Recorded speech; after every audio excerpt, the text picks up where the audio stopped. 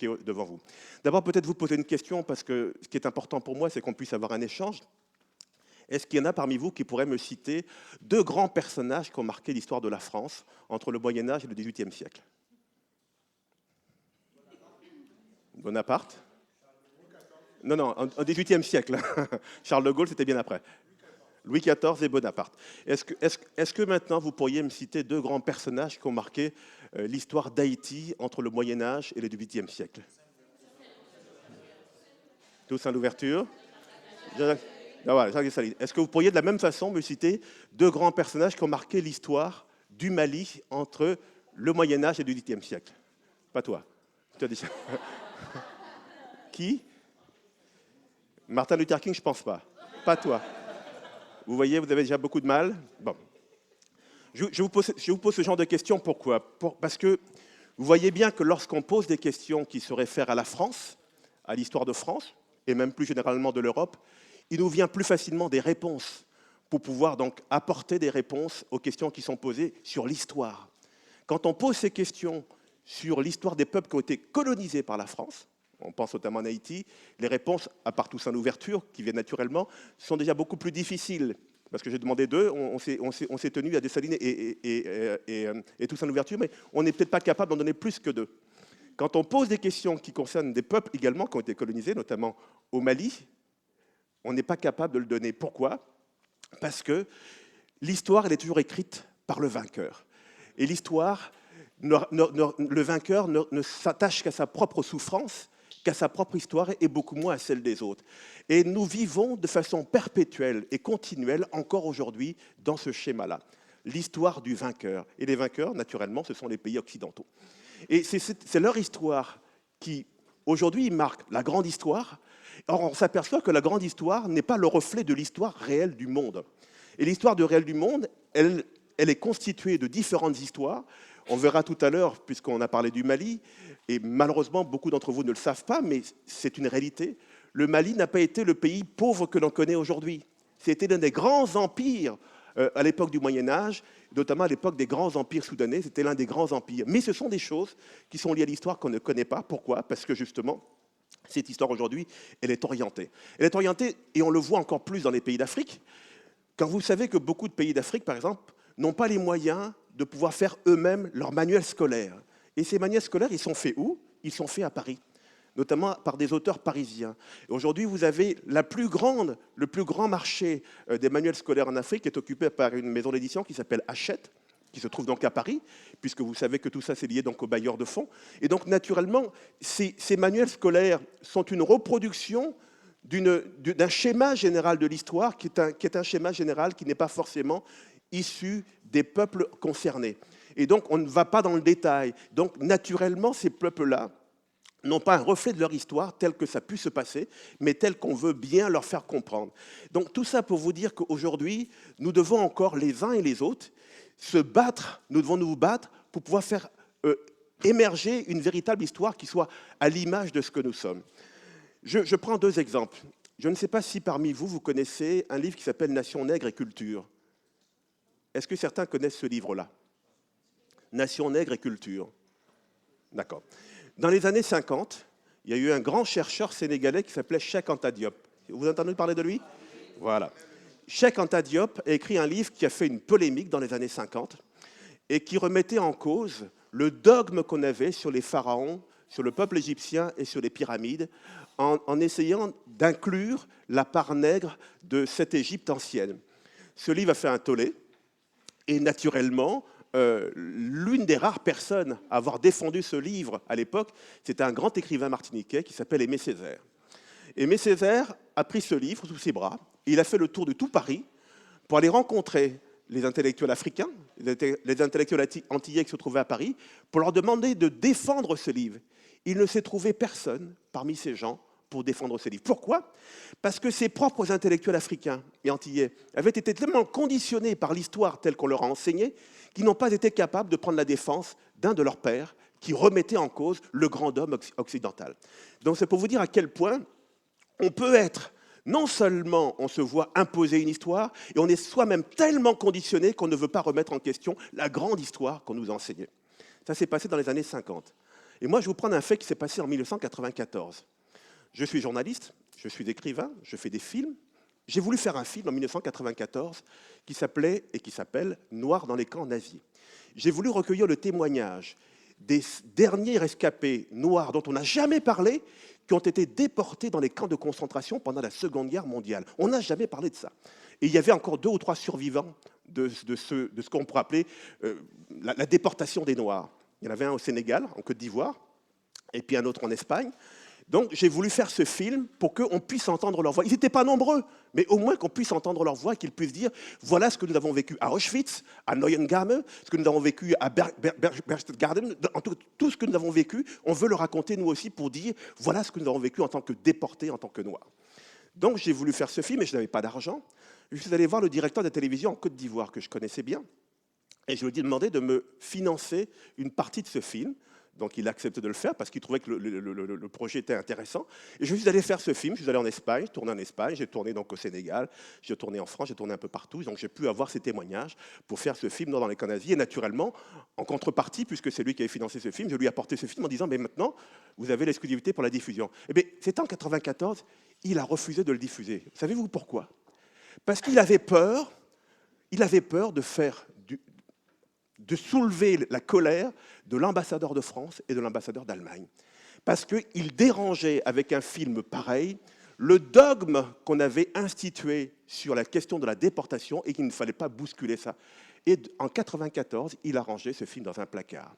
Il a fallu que 10 ans après, voyant cela, j'ai fait un livre qui s'appelait Noir dans les camps nazis, qui a connu un succès phénoménal en France et au Québec, qui s'est vendu à 100 000 exemplaires. Et maintenant, quand il a vu que les Français ont adoubé le livre, ont dit oui, c'est très bien, là, il a accepté de diffuser le film. Vous voyez, on est dans cette même logique. Tant qu'une histoire n'est pas adoubée par l'ancien colonisateur, eh bien, on estime que quelque part, elle n'est pas forcément fiable. Et nous avons ce problème-là, nous, aujourd'hui, qui sommes issus de ces peuples colonisés, parce que nous n'avons pas encore réussi à faire notre mue par rapport à ce qu'on nous a imposé et que nous avons fini par intégrer nous-mêmes. Alors, comment voulez-vous qu'à partir de là, ces histoires nationales puissent prendre tout leur essor en Afrique dès lors qu'on n'est pas capable de pouvoir les faire émerger par nous-mêmes? Nous avons donc ce problème-là, mais qui n'est pas un problème anodin. On pourrait se dire, mais pourquoi ils nous parlent de ça? Aujourd'hui, en Afrique, le plus important, c'est de manger, c'est de se soigner. Mais sauf que, contrairement à ce qu'on peut penser, l'histoire a un rôle hyper important, non seulement dans la construction de l'identité, dans la construction de son futur, savoir se reposer, s'asseoir, regarder le passé pour pouvoir avancer, c'est une façon aussi d'être solide, pour pouvoir donc affronter demain. D'ailleurs, on l'a bien vu, il y a quelques années, il y a 5-6 ans, un tollé qu'avait suscité un président français qui s'appelle Nicolas Sarkozy, lorsqu'il était à Dakar, qu'il a fait un discours qui a horrifié beaucoup de gens en disant que l'homme africain n'était pas assez entré dans l'histoire. C'est pour vous dire que justement, à partir du moment où on peut attaquer un peuple par rapport à son histoire, si lui-même ne prend pas conscience que son histoire est importante, il peut se laisser effectivement donc affaiblir par ce moyen-là. Donc, ce qui est important pour moi aujourd'hui, c'est de vous rappeler d'abord l'importance de cette histoire. Bien sûr, tout n'est pas négatif. Il ne faut pas que je vous brosse un tableau extrêmement négatif de la situation. On voit bien, par exemple, un pays comme le Mali. Le Mali, contrairement à ce qu'on pourrait imaginer, qui est un pays pauvre aujourd'hui, est un pays qui a su prendre à bras-le-corps ce problème et qui a su valoriser et conserver tout ce qui peut toucher à son histoire. Est-ce que vous connaissez, justement, puisqu'on en parle, je vous ai parlé tout à l'heure des grands empires soudanais, est-ce que vous connaissez l'un des grands empereurs qu'il y a pu y avoir au Mali, notamment au Moyen-Âge? Est-ce que certains d'entre vous connaissent? Soundiata Keïta. Est-ce que d'autres connaissent Soundiata Keïta?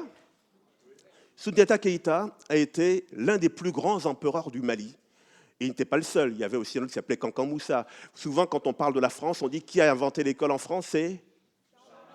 Eh bien, au Mali, c'est Kankan Moussa. C'est Kankan Moussa qui a introduit l'école en Allemagne. Donc, Soundiata Keïta, pour revenir à lui, Soundiata Keïta a été donc l'un des plus grands empereurs maliens. Vous irez sur Google tout à l'heure pour en savoir un peu plus, comment est-ce qu'il a fait pour prendre le pouvoir avec sa mère qui était infirme.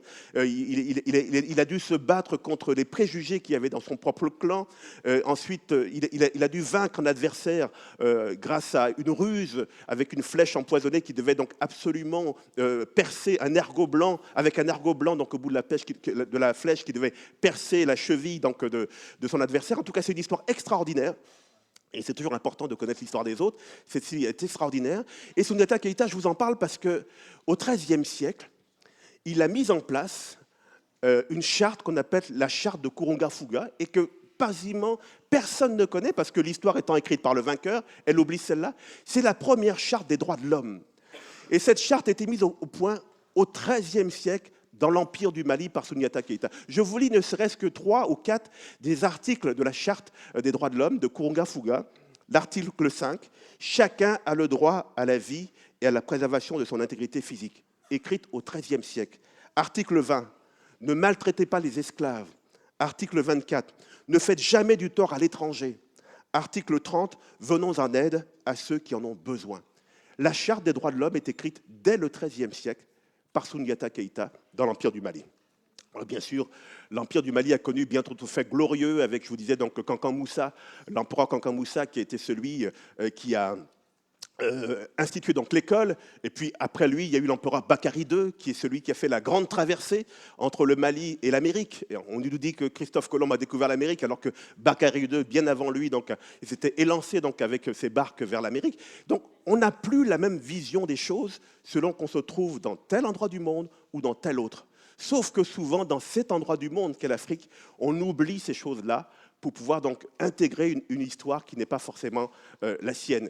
Et ce qui est important, pour revenir donc, et finir avec le Mali, c'est qu'aujourd'hui, le Mali, et moi je m'en suis rendu compte, je suis allé à Tombouctou, qui est une ville extraordinaire, une ville médiévale qui a été construite au Moyen-Âge. Aujourd'hui, au Mali, on s'attache justement à préserver ces choses-là, puisqu'on a construit un grand centre là-bas pour préserver tous les livres qui ont été écrits pendant cette période du Moyen-Âge. Vous voyez, on vous dit souvent que l'Afrique n'a pas d'histoire parce que cette histoire n'est pas écrite. C'est faux. Vous avez des livres au Mali qu'on appelle des tariks, qui sont des livres qui ont été écrits donc, dès le XIIIe siècle, et même quelquefois dès le XIIe siècle, et qui ont permis de pouvoir véhiculer cette histoire, et qui sont conservés aujourd'hui dans un centre qu'on appelle le centre Ahmed Baba. Ahmed Baba était l'un des plus grands philosophes du Mali donc à cette époque. Donc ce centre Ahmed Baba qui a été construit grâce à l'Afrique du Sud, qui a financé ce centre pour 2,5 milliards de francs CFA. Et ce centre aujourd'hui est un centre de recherche hyper important et qui permet justement de prouver qu'avec une coopération sud-sud, on est capable de pouvoir valoriser ces histoires-là. Alors tout ça pour vous dire quoi ? Ce que Madame a dit tout à l'heure en commençant donc à exposer le début de mon travail, c'est que l'histoire ne s'écrit pas de la même façon et ne se raconte pas et ne se vit pas de la même façon selon qu'on est colonisé, selon qu'on est issu de peuples qui ont été colonisés. Et ça, on l'a vu pour l'Afrique, mais on va le voir aussi pour les Antilles, parce que maintenant on va aller aux Antilles, et en particulier donc à la Martinique.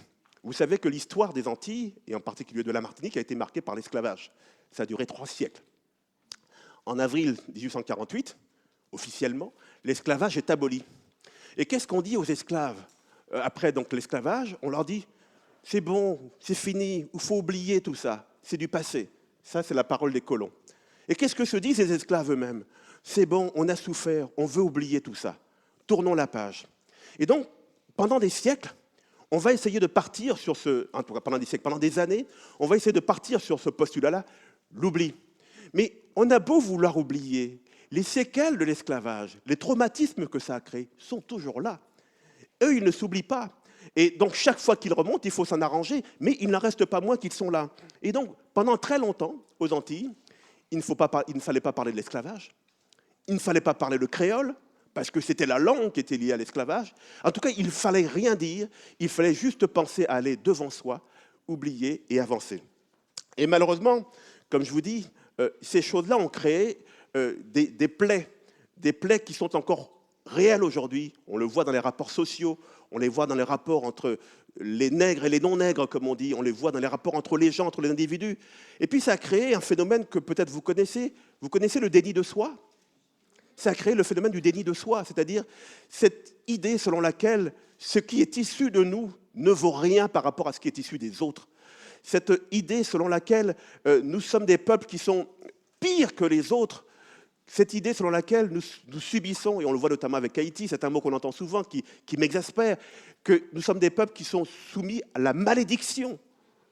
On pense naturellement à la malédiction de Cham, hein, que certains d'entre vous connaissent dans la Bible avec la Genèse. Donc, nous entendons ces choses-là perpétuellement. Et forcément, ça renforce l'idée d'être soi-même des êtres dominés. Et c'est toute la question qu'il fallait renverser. Pendant des siècles, effectivement, on s'est complètement coupé de cette histoire. Et quand on essayait d'aborder cette histoire, on l'abordait toujours d'une certaine façon. C'était toujours la version de l'ancien colonisateur, de l'ancien colon, qui consistait à dire « Mais non, l'esclavage, vous savez bien, ce sont les Africains qui ont vendu d'autres Africains. Il n'y a qu'eux qui ont fait ça. Et puis nous, on a fait juste que les transporter jusqu'aux Antilles. Mais ce n'est pas nous. » Oui. Donc cette version qui consistait donc à faire comprendre que... Ou bien l'esclavage, c'était l'abolition en avril 1848. Et donc c'est une abolition qui a été octroyée.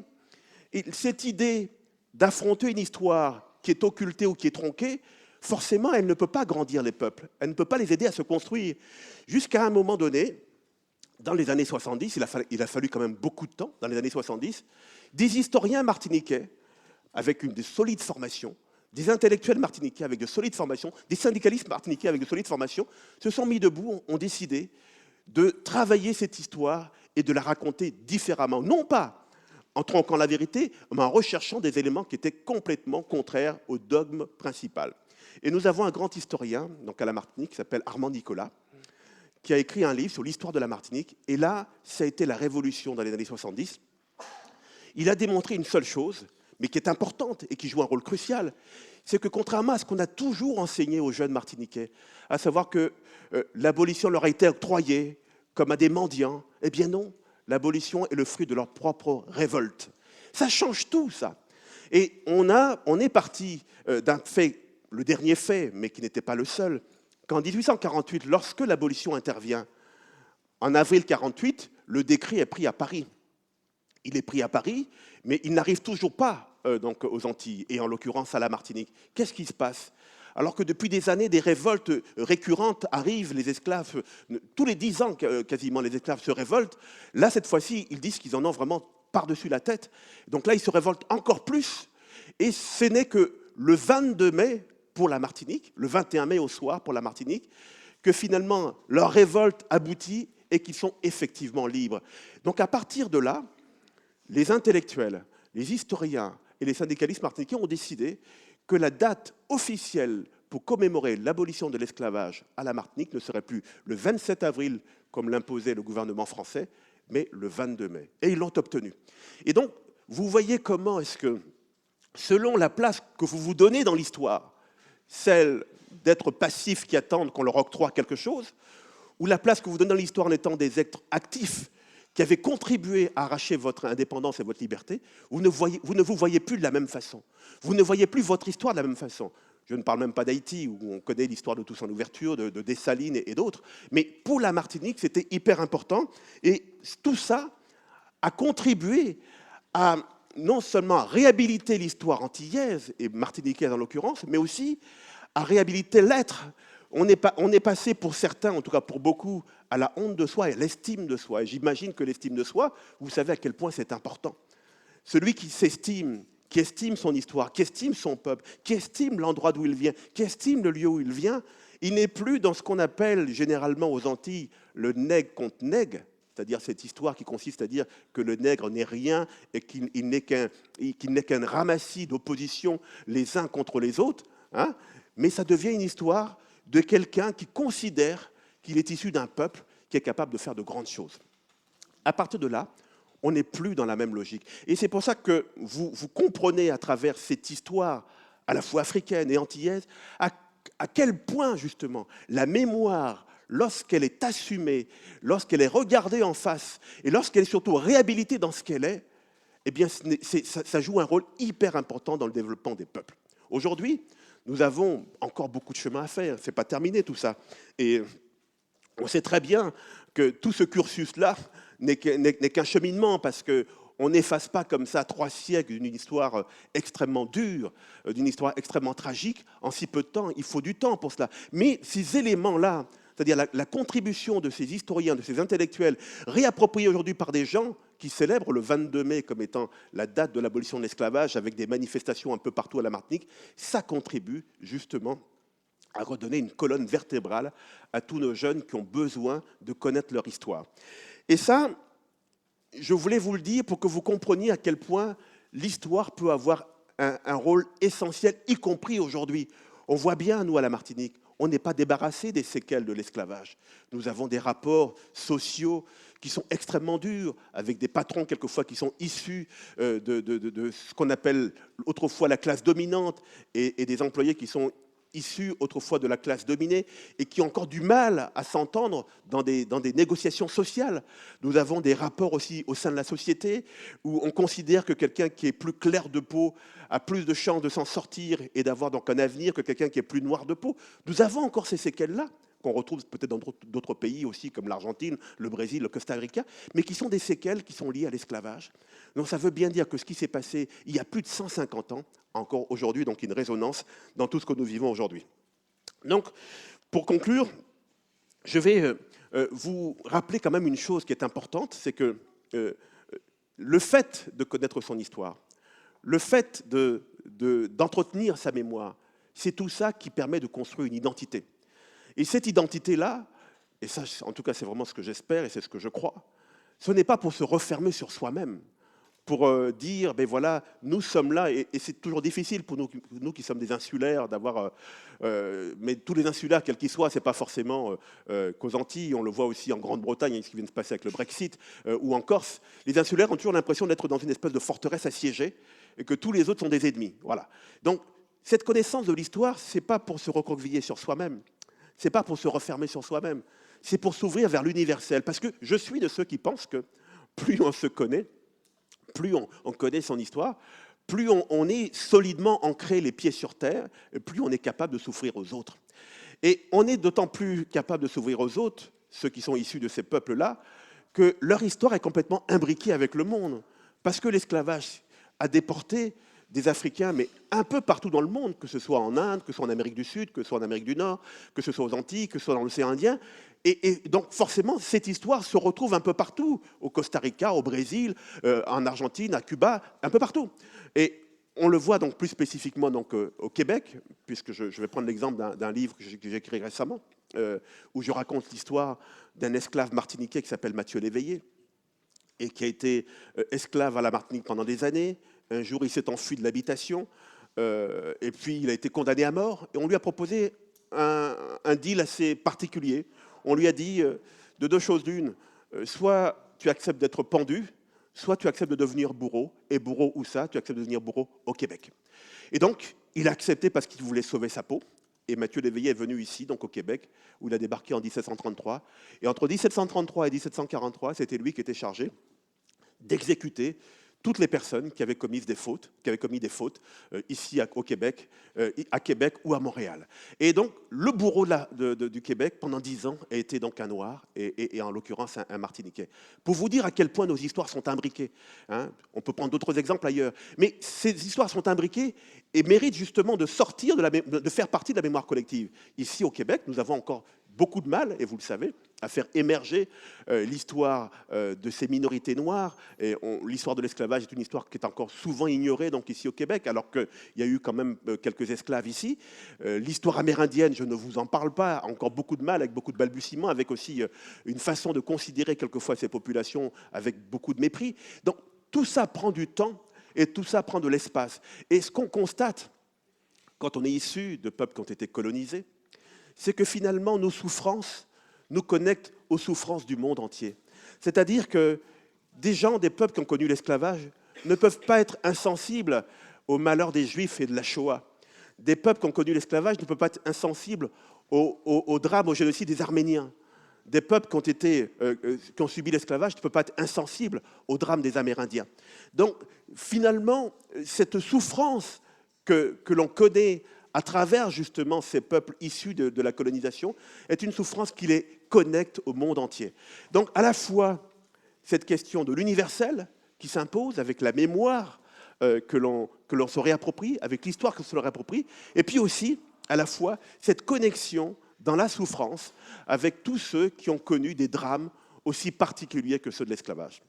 Donc, je ne vais pas être plus long parce que je pense que l'échange va nous permettre de pouvoir approfondir certains aspects sur lesquels vous aimeriez peut-être aller ou bien peut-être de poser des questions de façon plus précise. Mais c'était une façon de vous présenter à quel point cette histoire, on ne la regarde pas de la même façon selon qu'on se trouve à Fort-de-France ou à Bamako. Mais quand on la regarde, on se sent dans l'obligation, je dis bien dans l'obligation, même si pour l'instant beaucoup n'en ont pas conscience, de considérer que c'est important. Parce que l'histoire, la mémoire, c'est important. On pourrait croire que le passé est passé, mais le passé n'est jamais passé. Et si on occulte tout ce qui a pu se passer hier, on est condamné demain à le revivre. Et je rappelle pour conclure cette phrase d'un grand écrivain américain qui disait, Santayana, qui disait « Ceux qui ne se souviennent pas du passé sont condamnés à le revivre ». Voilà.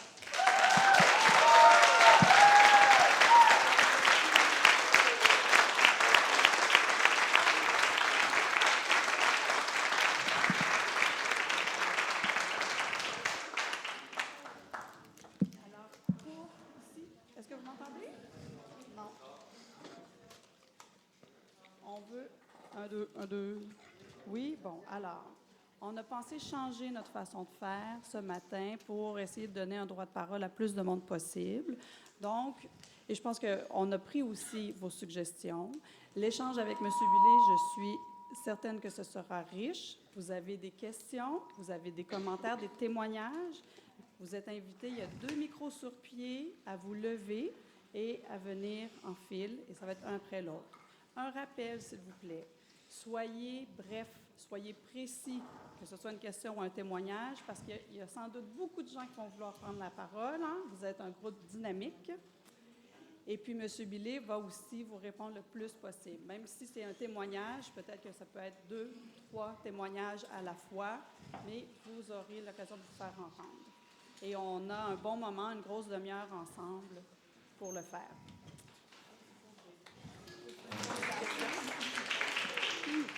On parle. N'oubliez pas de vous nommer et de dire d'où est-ce que vous venez. Merci. Il y a 2 micros. Ça va? Tout le monde est debout.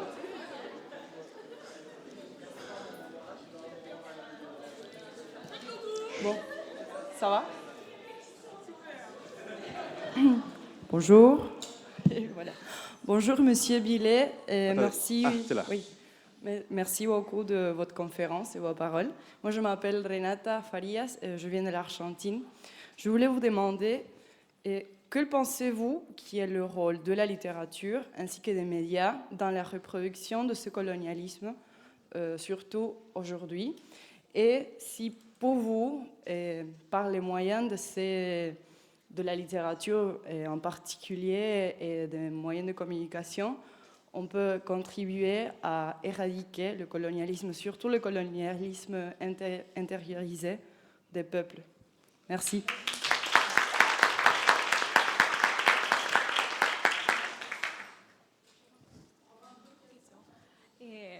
Merci pour votre présentation. Je suis hondurienne par naissance et américaine maintenant.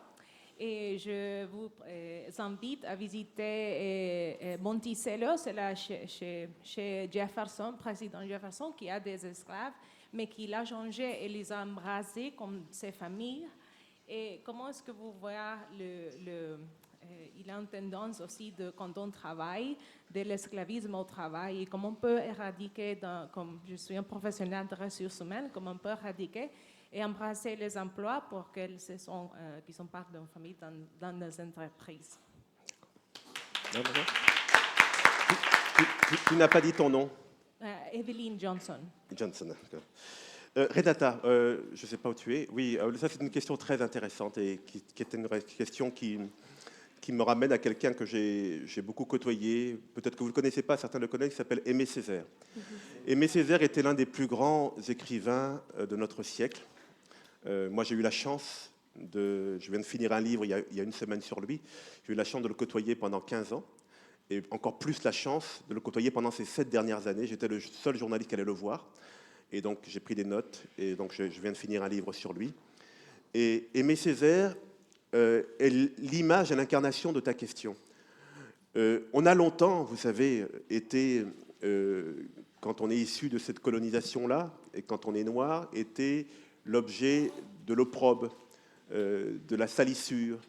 Et il s'est levé un jour avec 2 autres écrivains, Léopold Sédar Senghor et Léon Compton Damas, et ils ont créé un mouvement qu'on appelait la négritude dans les 50. Et par leurs mots et par leurs écrits, ils ont redressé l'homme noir. Et vous savez, il y a une phrase que dit Aimé Césaire que j'aime beaucoup, qui dit, quand il parle d'Haïti, Haïti est la première république qui s'est mise debout. Mais non seulement debout, mais il fallait l'écrire, ça, il fallait le dire. Et leurs mots à eux ont permis justement à tant de Noirs de par le monde qui avaient souffert de cette oppression de commencer à comprendre ce qu'ils étaient et comment est-ce qu'ils pouvaient donc réfléchir par eux-mêmes et prendre leur destin par eux-mêmes. Et donc la littérature a joué un rôle très important. Mais ce n'est pas fini. Nous le voyons bien, même nous qui écrivons encore aujourd'hui, nous avons du mal à faire entendre notre voix. Nous avons du mal à faire considérer que notre travail est aussi important que celui de n'importe quel autre, parce qu'il y a toujours cette, inconsciemment ou implicitement cette notion selon laquelle la parole du blanc est toujours plus importante que celle du noir. Mais à la différence aujourd'hui, c'est que nous avons considéré que le plus important, c'est d'abord d'éduquer nos jeunes, leur faire comprendre qu'eux-mêmes doivent s'approprier cette histoire. Moi, je vais souvent dans les écoles discuter avec les jeunes. Et si nos jeunes s'approprient leur histoire sans forcément chercher à être en concurrence avec qui que ce soit, c'est déjà le premier pas, le pas de gagner. Et plus nos jeunes seront capables de connaître leur histoire comme ils connaissent l'histoire des autres, plus justement nous serons capables de pouvoir relever le défi de l'égalité qui n'est pas encore totalement réelle. Donc la littérature, oui, joue un rôle important. Le combat qui était mené par d'autres était un combat important, mais ce combat n'est pas terminé. Et donc,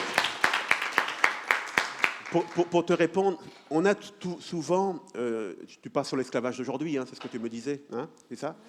On a souvent un gros problème, c'est que quand on parle de l'esclavage, de ce qui a pu se passer pour l'esclavage avec la traite négrière, on nous ramène toujours à l'esclavage moderne. Ce n'est pas la même chose. C'est vrai qu'aujourd'hui, il faut se battre et puis il faut considérer que justement l'esclavage moderne est quelque chose qui est abominable et qu'il faut combattre. Mais c'est quelque chose qui concerne tout le monde et qui ne concerne pas forcément que les minorités, qui concerne tout le monde. Je veux juste qu'on sanctuarise, de la même façon qu'on sanctuarise le génocide des Arméniens, qu'on sanctuarise la Shoah, il faut sanctuariser la question de la traite négrière qui était quelque chose d'assez particulier, qui n'a rien à voir avec l'esclavage moderne, même si, naturellement, il faut se battre contre l'esclavage moderne. Je vais prendre, pour aller un peu plus loin, un exemple très, très simple. L'esclavage tel qu'ont connu les Noirs à l'époque, malheureusement, existe encore aujourd'hui dans certains pays, notamment on pense à la Mauritanie. Et cet esclavage-là, il faut le dénoncer de la même façon qu'on dénonce l'esclavage moderne. Et ça, malheureusement, on l'oublie souvent. Je me souviens qu'il y a quelques années, et c'est pour relayer ce que je disais tout à l'heure, à savoir que quand on est issu de peuples qui ont souffert, on se sent en connexion avec des peuples qui souffrent. Il y a quelques années, à la Martinique, on avait créé un espèce de comité qui malheureusement n'a pas abouti pour différentes raisons, mais l'idée était intéressante, qui consistait à dire que nous, qui étions issus d'une île qui avait connu l'esclavage, nous devions parrainer et racheter des esclaves en Mauritanie pour leur donner leur liberté. Et donc il y avait un certain nombre de chefs d'entreprise qui s'étaient mis ensemble pour essayer de faire ça. Pour différentes raisons, ça n'a pas abouti. Mais je trouvais que l'idée était intéressante. C'est-à-dire que ces peuples issus de l'esclavage décidaient eux-mêmes de racheter des esclaves pour les rendre libres ailleurs, notamment en Mauritanie.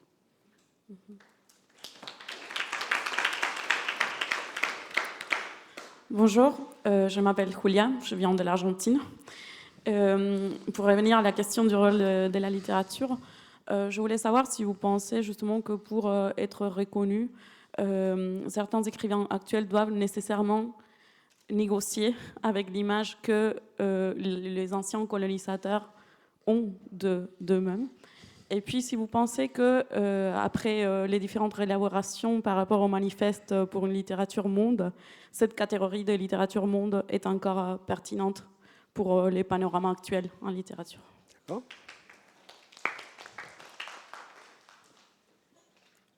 Bonjour. Et d'abord, M. Billet, je dois vous féliciter pour ce que vous représentez pour nous, surtout notre identité francophones. Et je dois aussi vous dire de cesser d'être jaloux de nous parce que nous ne pouvons pas attendre d'être vous.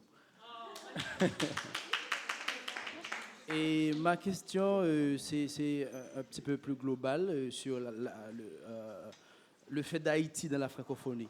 Je voudrais savoir si vous savez, si vous connaissez quelque chose sur la participation d'Haïti au vote qui a permis à la langue française d'être devenue une des langues officielles à l'ONU. Merci. D'accord. D'abord, donc, William, c'est ça, Madame William, hein? Julia, d'accord. Tu ne m'as pas dit ton nom non plus, hein? D'accord, ok. Julia, à partir du moment où on négocie, on n'est plus soi-même. À partir du moment où on est obligé de tronquer, on n'est plus soi-même. Moi, je prends toujours mon exemple parce qu'on ne parle mieux que de ce qu'on connaît.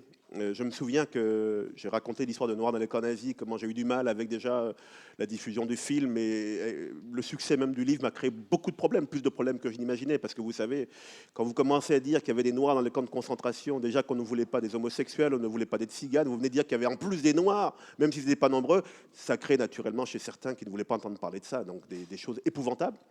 Au point que, à un moment donné, il y avait un grand prix littéraire où j'étais favori, où on avait voté pour moi au premier tour, voté pour moi au deuxième tour. Il ne restait plus qu'à recueillir le troisième tour. Et il y a eu une magouille dans le vote et j'ai perdu le prix donc, de quelques voix. Et naturellement, comme je savais d'où ça venait, et parce que je savais que les gens qui en question ne voulaient pas qu'on parle un peu plus de cette déportation des Noirs avaient tout fait pour ça, moi j'ai porté plainte et j'ai gagné mon procès. Et c'est pour vous dire qu'il ne faut pas négocier. Mais il ne faut pas non plus se plier. Nous devons lutter pied à pied contre ceux qui ne veulent pas que notre histoire existe par elle-même. Parce qu'on n'a pas besoin de négocier, on veut juste exister à côté des autres. Voilà. Mais ne pas négocier et ne pas plier. Et là, c'est une question, très franchement, qui est tellement pointue est tellement particulière sur Haïti. Moi, je connais l'histoire d'Haïti parce que, naturellement, je l'ai beaucoup étudié, notamment pour le livre qu'on va présenter demain sur Joseph Laroche, parce que je voulais donc le mettre dans la perspective de son histoire, la question de Dessalines, la question de Toussaint Louverture, la question du roi Christophe et tous les autres. Mais sur la question très précise de la francophonie, comment le vote et tout est intervenu pour que la langue française, là je suis bien incapable de pouvoir y répondre parce que ce n'est pas un domaine que je connais et je pense que peut-être avec toutes les personnes de la francophonie qui sont ici, tu auras une meilleure réponse qu'avec moi parce que très franchement je ne connais pas, je ne connais pas cet aspect des choses. Oui, bonjour. Merci. Tout d'abord, merci de votre intervention. Je m'appelle Alejandra Maya et je viens de Honduras. Et je me joins aujourd'hui à l'activité, au forum. Et ma participation, c'est en bref, vous raconter que dans mon pays, il y a aussi une histoire d'esclavage. Et elle se trouve à la côte nord de mon pays, dans l'Amérique centrale. Et nous avons une population qui s'appelle les Garifunas. On les connaît. Vous les connaissez? On connaît aussi dans la Caraïbe aussi. Oui. Et juste, je voulais ajouter que c'est un groupe ethnique dans mon pays très apprécié au niveau culturel, artistique. Et sa langue a une influence de français et de créole très, très intéressante. Donc, ma question dans cette population, c'est pour vous, comment pensez-vous qu'ils peuvent s'intégrer dans une société qui a déjà des précarités et qu'ils sont déjà un groupe vulnérable au niveau économique et même ils sont un peu loin de la ville. D'accord. Voilà. Bon, bonjour à tous et à toutes. Moi, je suis Elina, je viens de la République dominicaine et je voudrais vous remercier encore une fois pour votre excellente conférence. Et ma question va plutôt dans la relation entre la mémoire historique, les relations entre le peuple et plutôt l'intégration de communautés migrantes dans un pays déterminé ou indéterminé. C'est juste un exemple. Je me demande, à partir de votre conférence, quel est le rôle qui joue la mémoire historique, comment on construit l'histoire de notre point de vue, c'est ça que je venais surtout de dire. Comment cette mémoire historique a une relation, un impact positif ou négatif au fait qu'on puisse accueillir ou pas une communauté migrante et en même temps qu'on puisse amener des relations pacifiques avec des autres peuples qui sont peut-être jusqu'à côté de nous. Voilà. D'accord. Ok. Je réponds à cette question avant de... Je trouve cette question très intéressante. Et ça rejoint ce que je disais tout à l'heure. À partir du moment où on connaît son histoire, à partir du moment où on assume son histoire, et qu'on est en connexion totale avec sa mémoire, on ne peut qu'avoir qu'une ouverture à l'autre. Parce qu'il n'y a que les peuples qui sont faibles, qui doutent d'eux-mêmes, qui ne sont pas capables d'accueillir. Même dans des situations économiques très dures, on le voit bien aujourd'hui, hein, il y a des peuples européens qui sont quand même encore, on l'a vu avec l'Allemagne, qui sont quand même encore capables d'accueillir des réfugiés. Ça veut dire quoi? Parce que les Allemands, malgré le drame qu'ils ont connu avec le nazisme, c'est un peuple solide, qui a une histoire qui est très forte, qui est fondamentale, et qui est capable de dire, quelles que soient les minorités agissantes, les nazis qui sont encore dans le pays, nous décidons d'accueillir 1 million de gens parce que nous estimons que nous sommes capables de les intégrer. Donc l'intégration est toujours liée à une question de mémoire et d'histoire. Quand on est fort dans son histoire, quand on est fort dans sa culture, quels que soient les soubresauts qu'on a pu avoir avec son histoire, et dans le cas de l'Allemagne, on est capable de s'ouvrir à l'autre. Donc à ce niveau-là, pour moi, c'est pas un problème la question des migrants. Maintenant, pour revenir à la question du lien entre la mémoire historique et ce qu'on est aujourd'hui, oui, l'histoire, on est obligé de la prendre en compte, même dans le présent. Parce que si on ne prend pas en compte l'histoire de ce qui a pu se passer, on est condamné à reproduire les mêmes erreurs. Et ce qui fortifie un peuple, c'est sa connaissance de ce passé-là, la connaissance de ce qu'il a vécu, la connaissance de ce qu'il a forgé, et c'est en fonction de ça qu'il peut avancer. Et naturellement, quand les peuples sont capables d'être en harmonie avec eux-mêmes, mais ils sont forcément en harmonie avec les autres, parce que nous avons tous, à des degrés divers, connu les mêmes histoires, y compris des histoires de souffrance, parce qu'il ne faut pas croire. On pense à la France, peut-être dans sa partie colonisatrice, mais dans la création de la France même. Il y a eu des souffrances, il y a eu des peuples qui ont été dominés dans cette France-là. Il y a eu des peuples encore qui s'estiment encore dominés dans certaines régions françaises et qui revendiquent. On l'entend, on l'a vu hier encore aux informations avec la Corse. Quelles que soient les exagérations quelquefois qu'il peut y avoir, mais il y a des peuples qui estiment que leur langue n'est pas reconnue, qu'ils sont dominés. On l'a vu avec les Alsaciens à un moment donné. Donc, tous les peuples, quels qu'ils soient, ont connu cette question de la souffrance. Même s'ils sont devenus après des conquérants, qui ont conquis le monde, ils ont connu dans la création, dans leur processus de création. Et quand on regarde bien, l'histoire de l'Afrique, c'est un peu ça aussi. Si vous regardez l'histoire de l'Empire du Mali, c'est un empire qui est parti donc à la conquête depuis Tombouctou d'un tas de régions, d'un tas d'ensembles qui allaient quelquefois du Mali actuel à la Guinée jusqu'à la Côte d'Ivoire. C'était des peuples de conquête, sauf que la conquête occidentale était beaucoup plus grande, beaucoup plus forte et beaucoup plus dévastatrice, et qui fait qu'on a oublié que ces peuples aussi qui ont été donc africains, ces grands peuples africains, ont aussi des peuples conquérants. Donc pour résumer, tant qu'on connaît son histoire, tant qu'on sait d'où on vient, on peut forcément accueillir les gens. Bien sûr, après, il y a des considérations économiques qui font qu'on ne peut peut-être pas accueillir toute la misère du monde. Mais ouvrir sa porte, c'est encore possible dans un monde d'aujourd'hui, parce que on n'a pas peur d'être dilué. On n'a pas peur que l'autre qui vient efface notre mémoire et notre histoire. Parce qu'on est fort dans son histoire, on n'a pas peur. On peut accueillir l'autre dans sa différence. Son histoire ne va pas supplanter la nôtre, puisque c'est l'histoire du pays qui est la plus importante, mais sa connaissance, son identité, sa façon d'être va enrichir ce que nous sommes. Pour répondre à la question de... il ne faut pas que je me trompe. Oui, j'ai pris des notes, mais j'écris comme quelquefois. Oui, sur les Garifounas, oui, effectivement, nous avons ça, donc ces peuples dans la Caraïbe aussi.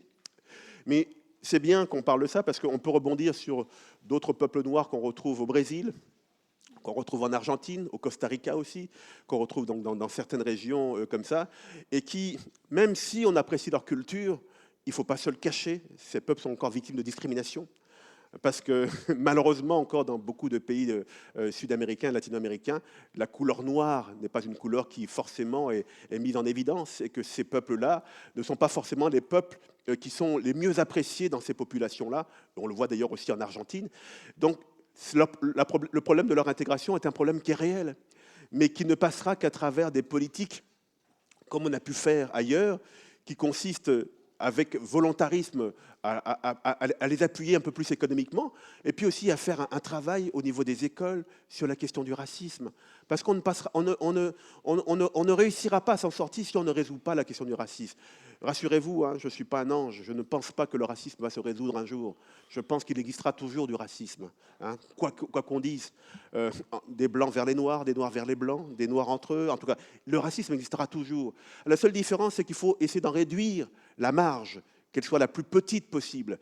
Et dans ces pays-là, où il y a des minorités noires, que ce soit au Honduras, que ce soit au Costa Rica, que ce soit donc en Argentine ou au Brésil, il faut faire une politique plus volontariste à leur égard, selon moi, au niveau économique, parce que ce sont des peuples beaucoup plus fragiles, et puis faire aussi une politique d'explication à l'ensemble de la population pour faire comprendre que ces errements du passé qui considéraient que certains étaient inférieurs à d'autres, eh bien c'est du passé, qu'il faut maintenant, à travers l'école, à travers les enfants, mettre en place des politiques d'intégration qui permettent de comprendre que ce racisme-là n'a plus lieu d'être.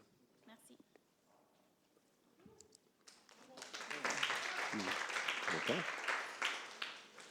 Bonjour et remercie encore Monsieur Billet. Je m'appelle Jeffrey, je suis d'origine camerounaise, mais j'ai grandi aux États-Unis.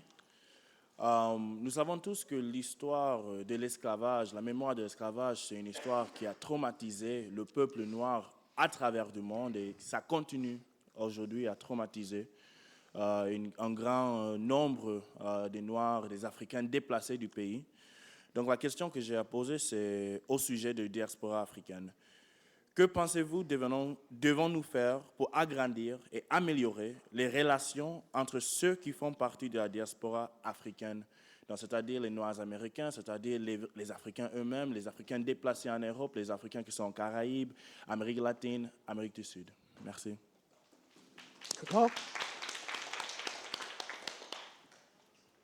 Alors, donc, bonjour, c'est Dick Berton, donc je suis de la Martinique. Je n'ai pas de questions, mais juste un témoignage parce que votre présence recommande donc deux types de sentiments. Vis-à-vis de moi-même, je suis quand même un peu honteux d'être là devant vous. Parce que, je le dis clairement, parce qu'en fait, en tant que jeune Martiniquais, je ne connais pas vraiment mon histoire. Et je suis aussi fier de votre présence parce que ce sont des hommes comme vous, comme Aimé Césaire, qui nous permettent, nous, d'être fiers de ce que nous sommes et de nous connaître nous-mêmes. Parce qu'être un atout pour ce monde, c'est connaître clairement notre identité, comme chacun le sait ici. Juste ça. D'accord.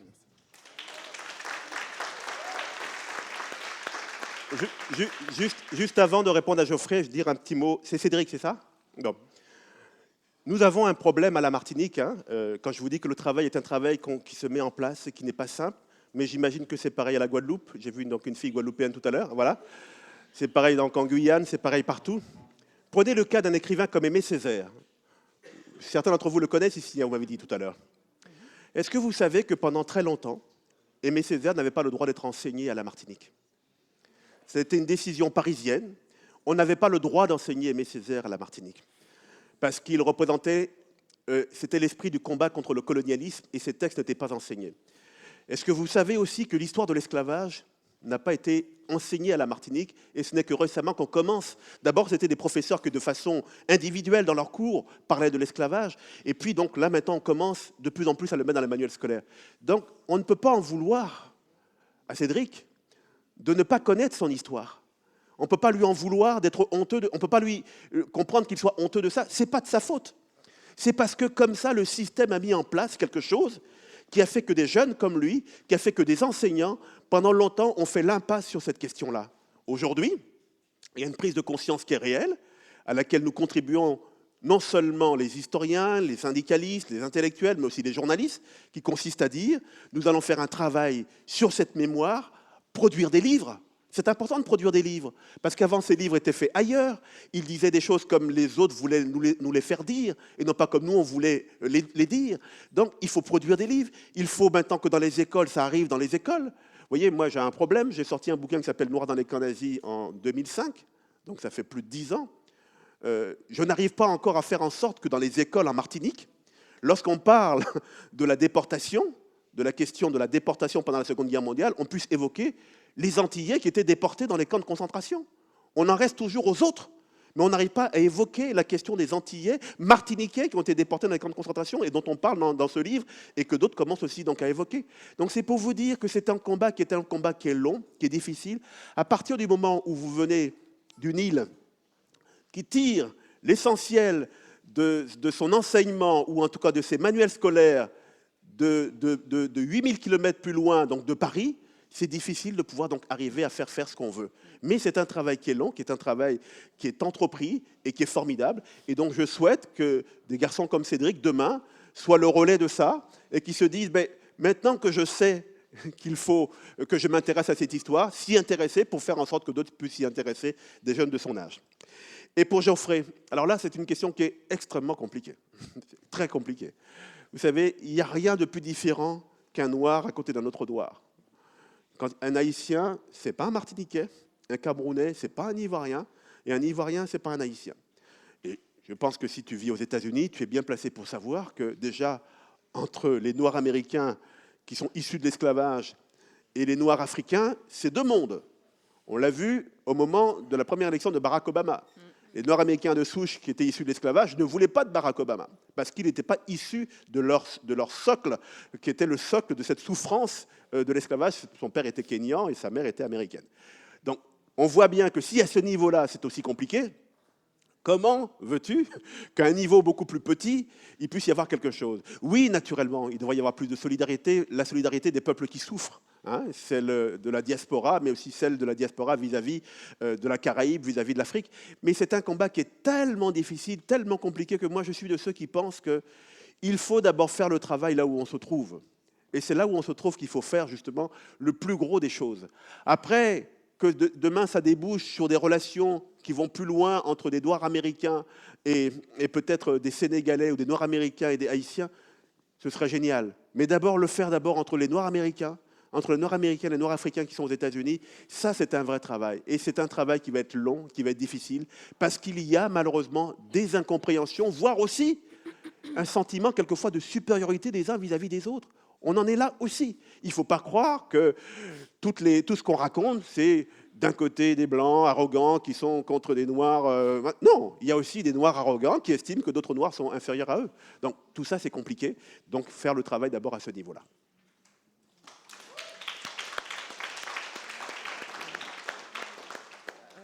Ok, bonjour. Bonjour, moi c'est Yeni, je viens de Cuba. À Cuba, on fait un grand travail à propos disons, essayer de raconter notre histoire pour pouvoir rencontrer encore une fois notre identité. Puisqu'elle a été méprisée pas mal d'années au début du XXe siècle. Donc, ma question, justement,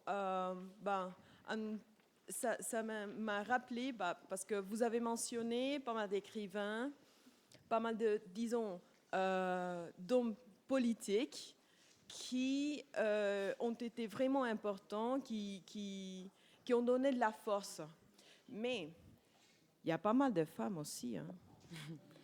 Il y a pas mal d'écrivaines africaines et caribéennes qui ont beaucoup, disons, qui ont raconté leur histoire en tant que femmes, en tant que noires et en tant que, disons, colonisées d'une certaine façon un peu différente, mais quand même colonisées, soit par des hommes, soit par les colonisateurs blancs, voilà. Mais voilà, on a le cas de Véronique Tadjo ou Tanela Bonin, qui ont écrit pas mal de romans, là où elles expriment tout ce qu'elles ressentent à propos de voilà, leurs racines, leur histoire, et c'est vraiment important. Dans la Caraïbe, le phénomène, actuellement, je trouve qu'il y a pas mal de femmes qui écrivent beaucoup, par exemple, des articles dans la revue Culture Sud. Mais ce n'est pas assez répandu. Donc, on ne connaît presque pas qu'il y a pas mal de, pas seulement des femmes, hein, il y a aussi des hommes, mais qui écrivent beaucoup à propos des races, des racismes, contre le racisme et à propos de nos racines, disons nos racines africaines, nos racines mondiales, parce qu'en fait, on a pas mal de racines communes, mais je trouve que si vous pouvez me répondre, voilà, ma question en fait. Ouais. D'accord. ma question. Identité, racine, racisme, culture sud, disons. Est-ce que ça, c'est assez répandu? Parce que je pense pas, je trouve pas. Donc, voilà. D'accord. Merci. Bonjour, M. Billet, Stéphanie Touga du Québec. D'abord, je voudrais vous remercier de prendre le temps d'être ici ce matin. Ça fait beaucoup de bien d'entendre votre perspective, puis de venir nous insuffler un peu d'histoire, mais aussi un peu d'espoir pour la suite. Simplement par la transmission de votre savoir, ça fait beaucoup de bien. Merci d'être là. Ma question est la suivante. Moi, ça va faire bientôt 20 ans que je suis sur les bancs d'école et à aucun moment m'a-t-on enseigné ce que vous m'avez enseigné ce matin. Donc, ma question, ce serait, qu'est-ce qu'on doit tirer de votre conférence de ce matin, mais également pour la suite, en tant que citoyen, en tant qu'engagé, en tant que jeune leader dans notre communauté, qu'est-ce qu'on doit faire pour être davantage conscientisé à ce que vous nous avez enseigné ce matin et pour faire en sorte que la suite se passe mieux que ce qu'on a vécu dans le passé. Merci. Merci. Juste une précision, Yéni. Je n'ai cité qu'un seul écrivain, c'est Aimé Césaire. Hein. Je n'ai pas cherché à citer donc, des écrivains. Senghor et Césaire. Non, mais puisqu'ils font partie du cercle qu'a créé la négritude, donc je ne me suis pas lancé dans une concurrence entre hommes et femmes. Donc, après, les questions que je vous ai posées sur les grands hommes entre le Moyen-Âge et le XVIIIe siècle, c'est vous qui avez répondu, c'est pas moi. Voilà. Oui, c'est vrai que naturellement, que, quand on parle des hommes, on embrasse les femmes, d'autant que Véronique Tadjo, que je connais bien, Tanella Boni, qui sont originaires de la Côte d'Ivoire. Donc, voilà, oui, ce sont des femmes qui ont eu un rôle important, mais ce n'est pas les seules.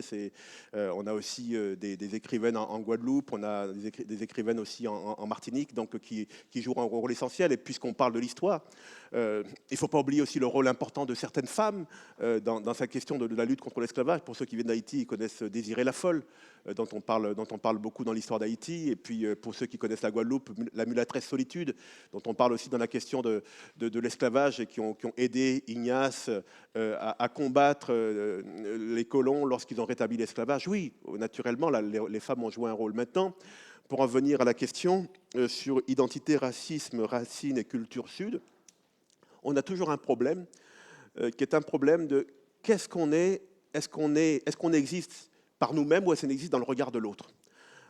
Si c'est dans le regard de l'autre, ces choses-là n'ont aucune place aujourd'hui. On ne peut pas dire que dans le monde dans lequel nous sommes aujourd'hui, il y a une reconnaissance réelle des racines et de la culture sud dans les grands médias occidentaux, québécois, nord-américains. On ne peut pas dire ça. Mais notre vie à nous, ce n'est pas de se regarder dans le miroir des autres. On ne va pas passer notre temps, comme on l'a fait depuis l'esclavage, la colonisation, à n'exister que dans le regard des autres. Est-ce qu'on existe par nous-mêmes? Là, je dis oui. On existe par nous-mêmes parce que justement, nous allons dans nos écoles pour enseigner à nos enfants notre histoire. Nous nous rencontrons entre nous, que ce soit en Afrique, que ce soit donc aux Antilles, que ce soit ailleurs. Donc nous existons par le fait que nous transmettons cette histoire et ce savoir entre nous. Donc à partir de là, oui, cette culture sud, elle existe. Voilà. Si c'est ça la réponse, pour moi, c'est oui. Mais si c'est une réponse qui s'attend à ce qu'on se dise « Ah oui, mais est-ce que nous existons par rapport à l'Occident ?» Non. Et ça ne m'intéresse pas. Moi, je n'existe pas par rapport à l'Occident. J'existe par rapport à moi-même, par rapport au mien. Maintenant, pour apporter juste une petite précision concernant Cuba, qui est une histoire, oui, formidable, parce que là, à ce niveau-là, au niveau de l'histoire, il y a un vrai travail qui a été fait et qui est un travail formidable. Nous, on est juste à côté de la Martinique et on parle de Cuba quasiment toutes les semaines. Donc, on voit bien ce qui a été fait. Il n'en reste pas moins, hein, je pense que tu ne me contrediras pas, qu'il y a encore un petit problème qui concerne les minorités noires qui ont encore besoin d'être... Certes, on voit bien qu'avec la religion, la santeria, il y a des choses très fortes qui existent avec les survivances de l'Afrique, mais il y a encore une minorité noire qui n'est pas totalement estimée à sa juste valeur. Je sais que le gouvernement fait un gros travail pour essayer de faire en sorte de gommer ce racisme, mais il est encore là. Et ça, c'est un vrai travail qu'il faut faire. Je reprends Stéphanie, c'est ça? Stéphanie, voilà, on s'était vu hier d'ailleurs avec un échange assez intéressant. Ça, tu me poses une colle, parce que moi j'ai juste envie de vous dire, il y a un mot que j'ai beaucoup aimé lorsqu'on m'a parlé de cette manifestation la première fois, je crois que c'était au mois de mai, on s'est vu, ou je ne sais plus, en février, oui, voilà, en février, on avait employé le mot jeune ambassadeur, mais il y avait aussi jeune leader. C'est-à-dire que pour moi, demain, vous aurez peut-être un rôle important dans la société, qu'elle soit québécoise, qu'elle soit ailleurs. Et c'est vous, justement, là où vous serez, qui serez capable de dire « Voici le fruit de ce que j'ai pu, pendant une semaine, apprendre. Voici ce que j'ai pu entendre. J'ai pu comprendre que l'histoire, elle est vaste et qu'il serait peut-être temps que j'arrête de regarder mon nombril et que nous arrêtions de regarder notre nombril. » Eh bien, là où je suis, J'apporte ma pierre en disant que il faut que ces manuels d'histoire, il faut que ces livres, il faut que ces libraires fassent une plus grande place à la diversité. Voilà, c'est dans ce sens-là qu'aura servi cette rencontre aujourd'hui. C'est dans la place que vous occuperez demain. Ce n'est pas forcément une place importante. Peut-être que demain, vous serez la compagne de quelqu'un qui sera dans un milieu où il pourra prendre des décisions. Ou bien peut-être que demain, vous serez ami avec quelqu'un qui pourra prendre des décisions. Ou bien peut-être que vous-même, vous pourrez prendre des décisions. Mais là où vous serez, que vous soyez capable de dire « je porte cette parole que j'ai entendue aujourd'hui et que je veux que justement que cette diversité ait plus de place dans ma société ». Parce que s'il y a plus de place dedans, eh bien, on fera en sorte que la société québécoise, par exemple, soit... Tu viens de Colombie-Britannique, je crois que c'est ça, non? Non, du Québec. Voilà. Eh bien, on fera en sorte que cette histoire donne plus de place à des minorités, parce que très juste, ce que j'ai entendu tout à l'heure au début, sur le fait que la colonisation n'est pas liée forcément à une couleur de peau. Mais il n'en reste pas moins qu'aujourd'hui, il y a une majorité qui domine quand même quelque part l'histoire du Québec et qui domine. Et il faut laisser une plus grande place peut-être à ces gens qui sont issus des minorités, qui sont issus aussi donc, de ces peuples amérindiens, pour qu'ils aient toute leur place dans cette société. Donc, ma réponse pour ce que tu me dis, c'est qu'est-ce qu'on peut en faire? C'est là où tu seras demain, dans le rôle que tu auras, auprès des gens avec qui tu seras, dans le travail que tu feras capable peut-être d'avancer, de faire bouger les choses en faisant valoir une autre façon de voir les choses.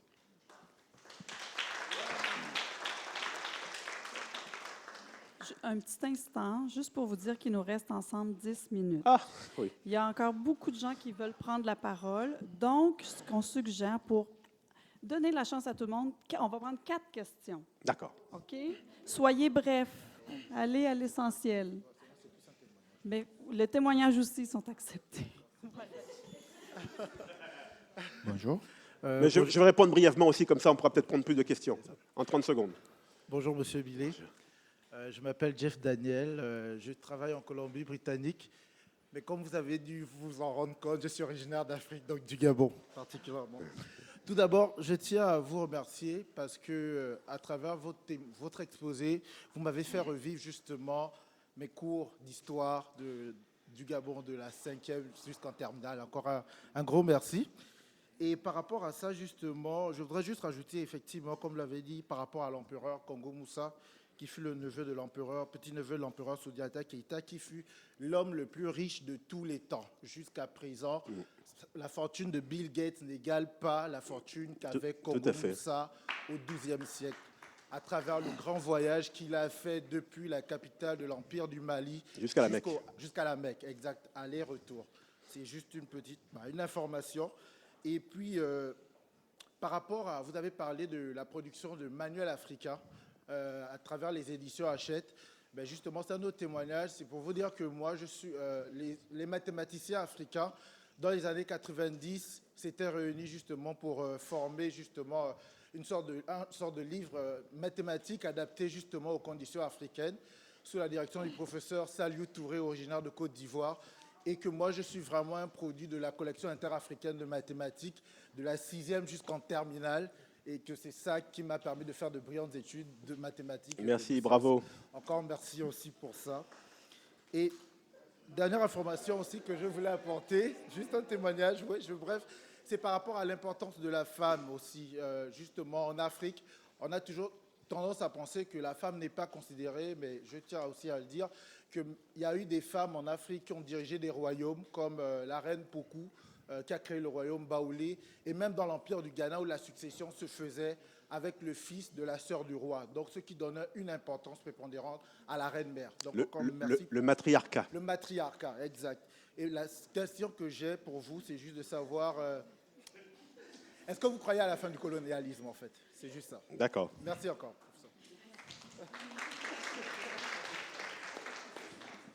Bonjour, Monsieur Billet. Je m'appelle Steven Louis, je viens d'Haïti. Alors, merci pour votre conférence. Je retiens de cet exposé que les séquelles de la colonisation sont encore bien présentes et sous une autre forme.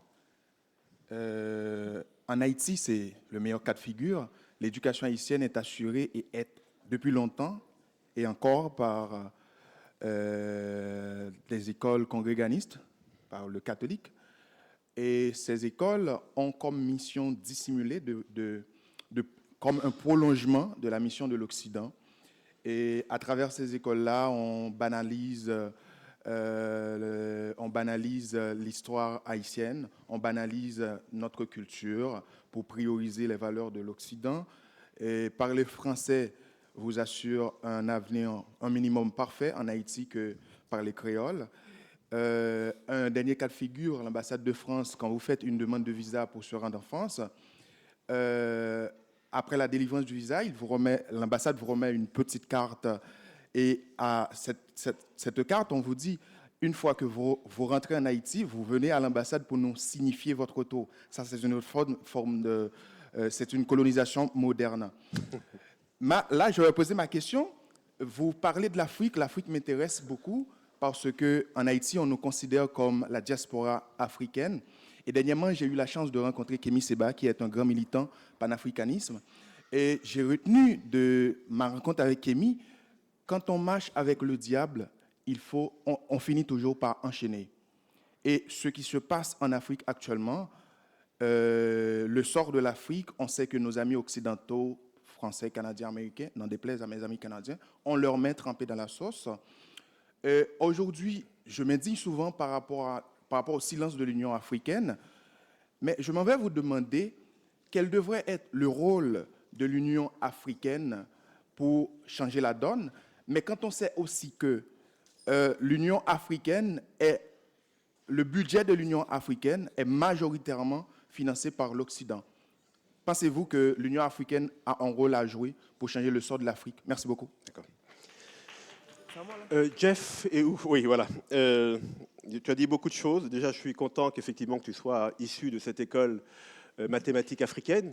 Et j'ai notamment été de ceux qui ont évoqué l'importance des mathématiques en Afrique depuis très longtemps avec le fameux Os d'Ishango que malheureusement on a tendance à oublier, qui montre bien que les mathématiques étaient très élaborées donc en Afrique dès les premiers siècles.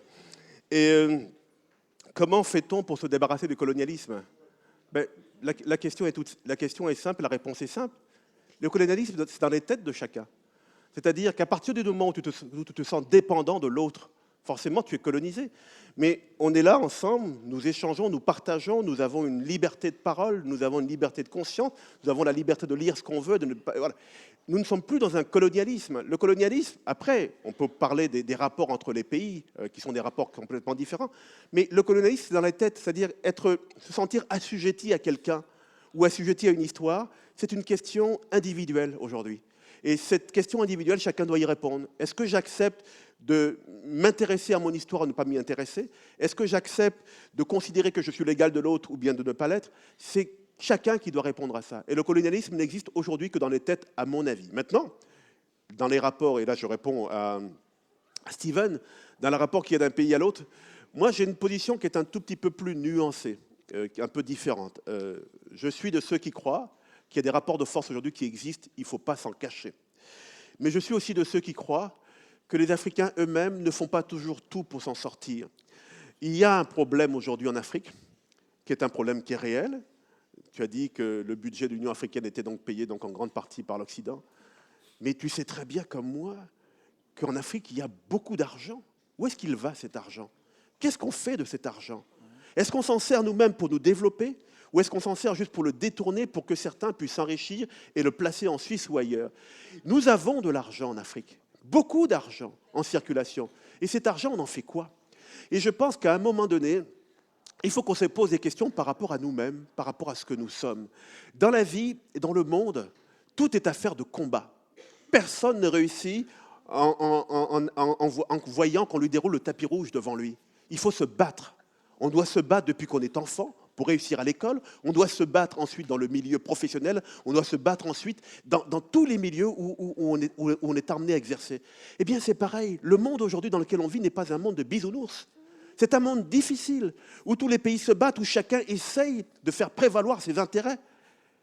Les pays africains entre eux sont capables, s'ils s'unissent, s'ils mettent en cohésion à la fois leur volonté et leur argent, ils sont capables de pouvoir aujourd'hui affronter n'importe quel pays dans le monde. N'importe quel pays, y compris les plus grands. Si les Vietnamiens ont été capables de vaincre les Américains, qui étaient 10 000 fois plus forts qu'eux, c'est bien parce qu'ils avaient une volonté. Et je crois que le vrai problème aujourd'hui en Afrique, c'est ça, c'est la question de la volonté. A-t-on une véritable volonté de s'en sortir par soi-même? Et si on répond à cette question, nous trouverons les moyens, y compris financiers, de pouvoir y arriver. Merci beaucoup. Nous allons prendre 2 dernières questions. Julio et Malek. Malek, vas-y. Bonjour, je m'appelle Julio, je viens du Venezuela. Et tout d'abord, ma première question sera, au Venezuela, on est un pays d'immigrants. Au Venezuela, on est un pays d'immigrants et il y a des personnes qui ont des différentes racines. Et on remarque souvent, les personnes remarquent souvent ces racines européennes, les racines européennes. Mais quand on a des racines africaines, on les cache. Comment fait-on pour travailler ces cas de double identité? Comment donner plus de force à cette double identité?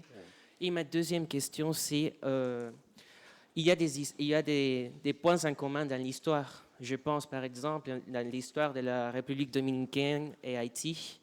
Mais cette histoire est racontée différemment. Comment peut-on aider à promouvoir une compréhension intégrale de l'histoire sans subjectivité et sans discrimination? D'accord. Salut, ça va? Avant de vous dire mon nom, j'ai envie d'aller contre les autres. Je ne vais pas vous remercier parce que vous avez reçu trop de remerciements. Yeah, c'est gentil, c'est gentil. C'est bon. Je vais juste vous dire continuez parce que sinon là, ça va pas bien aller. Bon, ma question à moi. Tellement d'émotions, il a fallu que je l'écrive sur un napkin. L'africanité et l'arabité partagent beaucoup de points en commun, incluant les peuples issus de la colonisation tels que l'Amérique latine et les régions asiatiques. Ma question est, comment sortir de cet esclavagisme intellectuel, étant donné que la majorité de cette éducation découle de vieilles institutions colonisatrices? Et comment s'émanciper de cette schizophrénie sociale en blâmant toujours l'autre, le colonisateur à la base, mais en envoyant nos enfants, notre relève, s'éduquer en Occident parce que c'est mieux. Parce que là-bas, c'est toujours mieux et nous, on n'a pas les solutions pour.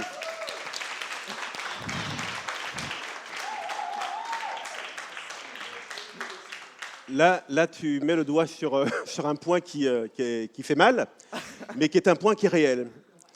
Non, mais c'est vrai, c'est bien ce qu'il dit. Je trouve ça Malek en intéressant. Hein? D'abord, te dire 2 choses.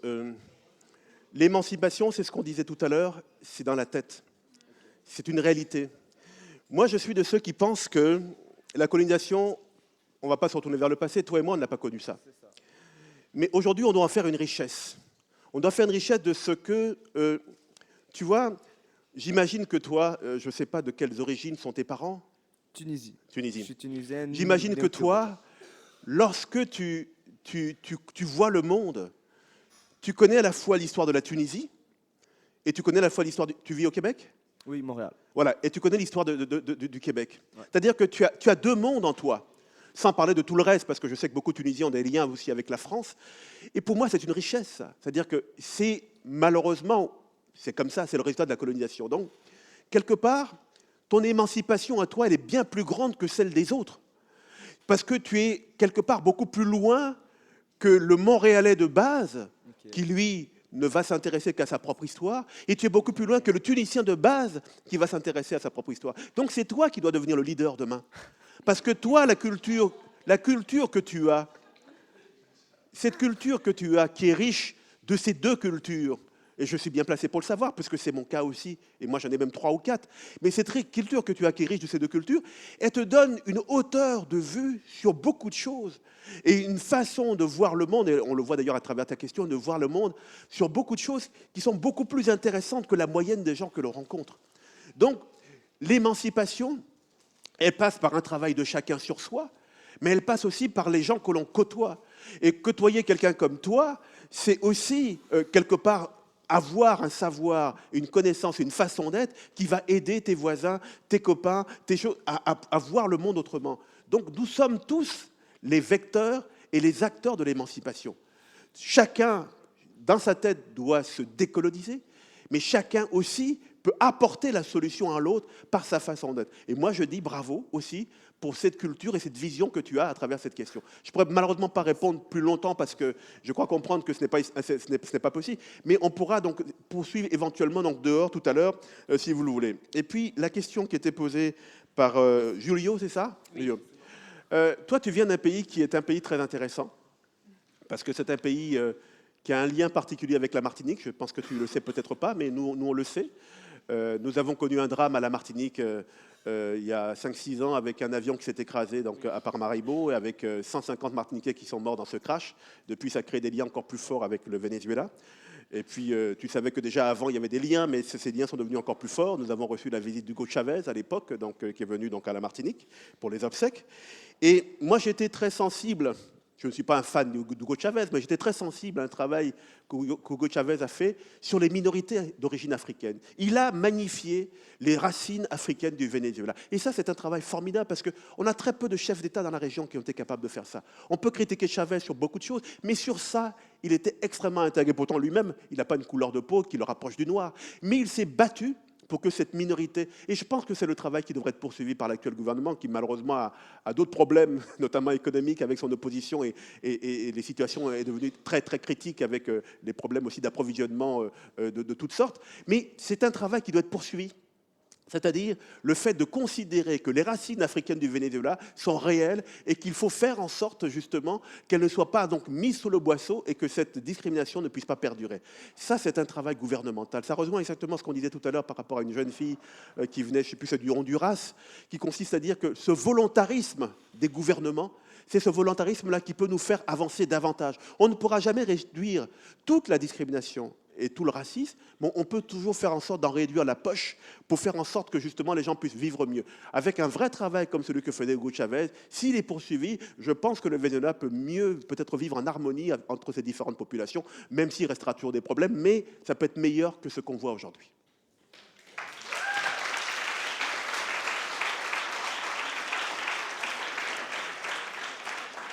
Merci beaucoup.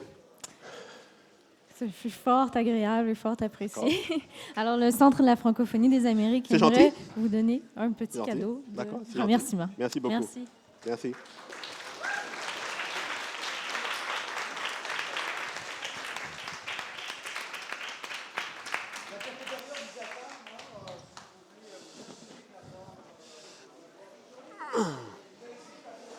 Oui.